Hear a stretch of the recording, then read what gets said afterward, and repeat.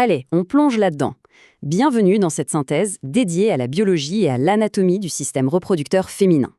L'objectif aujourd'hui, c'est vraiment d'entreprendre un voyage fascinant, en partant d'une vue très globale, au niveau macroscopique, pour descendre tout au fond, au niveau microscopique, là où la vraie magie cellulaire opère.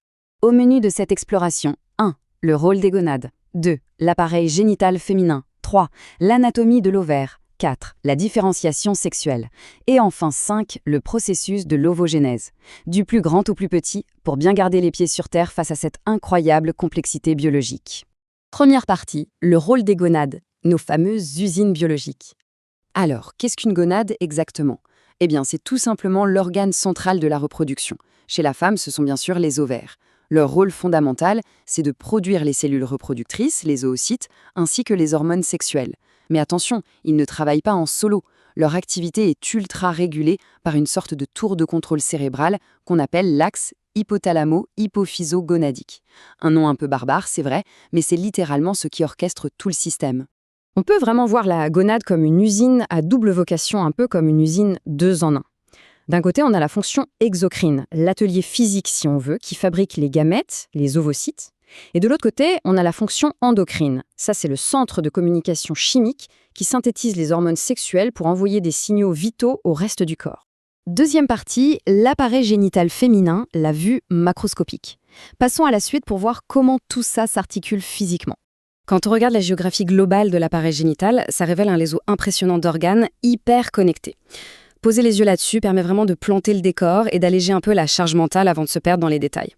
Chaque structure a une place et un rôle bien précis dans ce grand parcours de la reproduction. À l'intérieur, la machine est parfaitement rodée.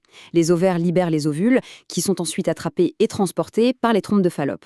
Ensuite, on arrive à l'utérus. C'est un organe vraiment fascinant, doté d'une paroi super musclée, le myomètre, et d'une doublure interne, l'endomètre. C'est cet endomètre qui va se préparer à accueillir un œuf fécondi. Et s'il n'y a pas de fécondation, eh bien cette muqueuse se détache et s'évacue périodiquement, ce qui donne tout simplement les menstruations. Enfin, le vagin forme le canal reliant l'utérus à l'extérieur. Du côté extérieur, l'ensemble de ces structures forme ce qu'on appelle la vulve. C'est la partie externe du système qui possède d'ailleurs une composante érectile indispensable à la copulation.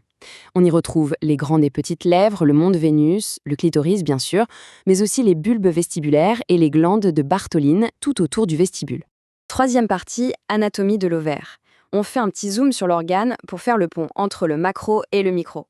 Spatialement parlant, les ovaires ressemblent à 2 petites glandes de forme ovale.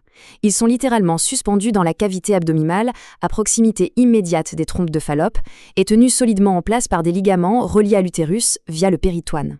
Et ça illustre brillamment l'architecture interne microscopique de l'ovaire. On passe d'une simple petite glande ovale à un écosystème ultra dynamique, organisé en plusieurs couches distinctes. En gros, il y a 3 zones. Le île vasculaire pour l'approvisionnement sanguin, la zone médulaire au centre et le cortex à l'extérieur. Ce cortex, c'est là que tout se passe, puisqu'il abrite les follicules. L'unité fonctionnelle ultime ici, la vraie chaîne de montage, c'est le follicule de Degraaff. C'est là que la cellule germinale s'associe aux cellules endocrines pour travailler en parfaite harmonie. Quatrième partie, la différenciation sexuelle ou les origines formatives. Faisons un petit bond dans le temps jusqu'au développement embryonnaire pour comprendre comment ce système hyper spécialisé prend forme. C'est une phase absolument captivante. Au tout début de la vie de l'embryon, la gonade est totalement indifférenciée. Elle possède les 2 potentiels grâce à 2 paires de canaux débouchant dans un sinus urogénital. Les canaux de Wolff, qui ont un potentiel masculin, et les canaux de Müller, qui portent le potentiel féminin. À ce stade, la biologie peut encore développer l'un ou l'autre système. Chez le garçon, le grand déclencheur, c'est le fameux gène SRY présent sur le chromosome Y. Ce gène produit une protéine qui va utiliser son domaine HMG pour venir littéralement tordre l'ADN. Cette courbure provoque des interactions en chaîne qui forcent la création des testicules. Ces derniers se mettent alors à produire de la testostérone pour développer la voie de Wolff et en même temps une hormone antimullérienne pour détruire les canaux féminins. Donc, le point crucial, c'est la mise en place de la voie féminine. Et c'est, en fait, l'absence du gène SRY qui décide de tout. Sans ce gène, et par conséquent sans les hormones testiculaires qui vont avec, les canaux de Wolff disparaissent d'eux-mêmes. Ça laisse le champ libre aux canaux de Müller, qui peuvent alors persister et se développer, pour former l'ensemble du tractus génital féminin. Cinquième et dernière partie, le processus de l'ovogénèse. Voyons comment se créent les véritables blocs de construction de la vie. L'ovogénèse, pour faire simple, c'est le processus qui se déroule en parallèle de la folliculogénèse. Ça nous ramène direct à cette fameuse fonction exocrine dont on parlait au tout début. C'est la synthèse et la maturation des gamètes, les ovocytes, jusqu'à ce qu'ils deviennent des ovules, tout ça grâce à une interaction constante avec les cellules somatiques environnantes. Ce qui est complètement dingue, c'est le calendrier de ce processus. Ça s'étale sur des décennies entières. La première étape, la multiplication, se fait intégralement pendant la vie fœtale. Ensuite, on a une phase de croissance et d'accumulation de protéines et d'ARN, mais la phase de maturation, elle, commence chez le fœtus, puis se met en pause totale, en prophase 1 de la méiose, pendant toute l'enfance. Elle ne reprendra que de façon cyclique à partir de la puberté, pour s'arrêter finalement à la ménopause. Maintenant, ce qui est vraiment intéressant ici, c'est ce chiffre monumental, des millions. Dès la fin du 3e mois de la vie intra-utérine, bien avant la naissance, des millions d'ovogonies ont déjà été créées. C'est un stock de départ non renouvelable, défini à l'avance pour absolument toute la vie. Cette chronologie hallucinante pose inévitablement une question vertigineuse.